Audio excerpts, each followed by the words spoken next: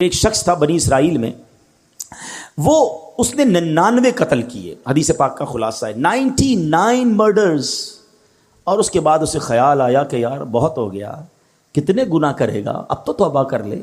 وہ ایک راہب کے پاس گیا، سو کالڈ ہیں مولوی صاحب، اس زمانے کے بھی سو کالڈ ہوں گے، علم تھا نہیں، لکس لائک، بے شک ہم بھی آج کل ہر داڑھی والے کو عالم دین سمجھ لیتے ہیں، بلکہ اب تو بغیر داڑھی والے کو بھی عالم دین کہنا لوگوں نے شروع کر دیا۔ یہ عجب فنومنا چلا ہے کہ جس کی مرضی وہ اسلام کی انٹرپریٹیشن کر رہا ہے اور لوگ اسے سنی جا رہے ہیں۔ اللہ کے بندوں، عالم دین صحیح عقیدے والے سے بات سنو گے تو سمجھ آئے گی۔ یہ حدیث بھی اسی طرف رہنمائی کر رہی ہے کہ کہنے کو وہ کوئی مذہبی آدمی ہوگا، یہ بندہ چلا گیا اس کے پاس، کہا حضرت 99 قتل کیے ہیں، کیا میری توبہ قبول ہوگی؟ وہ بندہ، اس نے کہا خدا کا خوف کر، 99 بندوں کا قاتل، تیری توبہ قبول نہیں ہونی۔ اس نے اس بندے کو اللہ کی رحمت سے مایوس کر دیا۔ اب وہ پہلے ہی قاتل تھا، اس نے کہا چلو پھر سینچری پوری کرتے ہیں۔ اس نے اس راہب کو بھی مار دیا، 100 قتل کر لیے۔ پھر خیال آیا نہیں، غلط کیا، توبہ کرنی چاہیے۔ پھر کسی عالم دین کے پاس گیا، اب عالم دین نے کہا کہ نہیں، تمہاری توبہ قبول ہو جائے گی، گھبراؤ نہیں، اللہ کی رحمت سے مایوس نہ ہو، ایسا کرو فلاں علاقے میں نیک لوگوں کی ایک بستی ہے، تو اس ادھر چلے جاؤ اور ان نیک لوگوں کے قریب جا کر اللہ کی بارگاہ میں دعا کرنا، تو اللہ کریم جو ہے تجھ پر رحمت فرما دے گا، تیری توبہ قبول کر لے گا۔ یہ بندے نے نیت کی، اچھی نیت، اور چل پڑا۔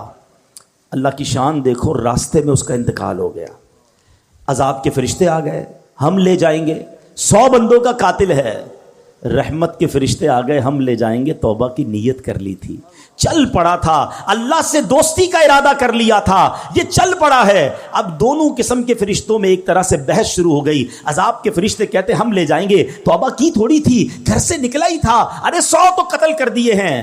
رحمت کے فرشتے کہتے نہیں، اللہ کی راہ پہ چل پڑا تھا، دل میں شرم اور ندامت آ گئی تھی، ہم لے جائیں گے۔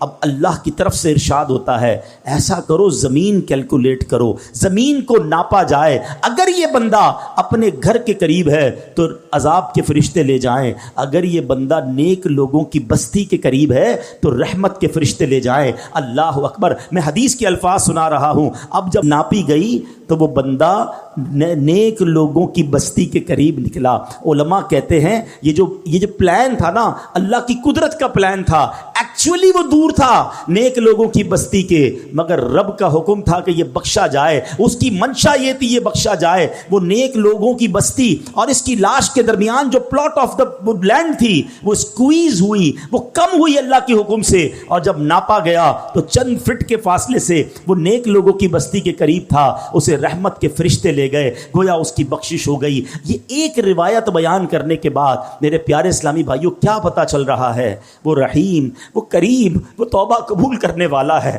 وہ معاف کرنے والا ہے، اس کی رحمت چاہتی ہم بخشے جائیں، مگر یہ بندہ ہے جو توبہ نہیں کرتا، یہ بندہ ہے جو اس کی بارگاہ میں سر نہیں جھکاتا، وہ اس سے دوستی نہیں کرتا۔ میرے پیارے اسلامی بھائیوں، اس حدیث سے ایک اور بہت خوبصورت بات سیکھنے کو ملی ہے۔ نبی پاک واقعہ سنا رہے ہیں صحابہ کو، اٹ مین سارا کانٹینٹ جو ہے وہ آتھرائزڈ ہے، سارا کانٹینٹ جو ہے وہ زبردست کلیئرڈ ہے، جبھی تو نبی پاک سنا رہے ہیں نا۔ تو آقا نے کیا بتایا کہ لوگوں نے مشورہ دیا نیک لوگوں کی بستی کے پاس جا کر دعا مانگو۔ اٹ مینز کہ اگر آج بھی کوئی اللہ والوں کے پاس اگر حیات ہیں تو ان کی صحبت میں جا کر دعا مانگے، اور اگر دنیا سے چلے گئے ہیں اور ان کے مزار کے پاس جا کر اللہ سے دعا مانگے کہ اللہ ان کے صدقے، نیک لوگوں کے صدقے، مبارک جگہ کے صدقے میری توبہ قبول فرما لے۔ تو جہاں رحمتیں برس رہی ہو ادھر جا کر دعا کرنا، ادھر جا کر اللہ سے مانگنا۔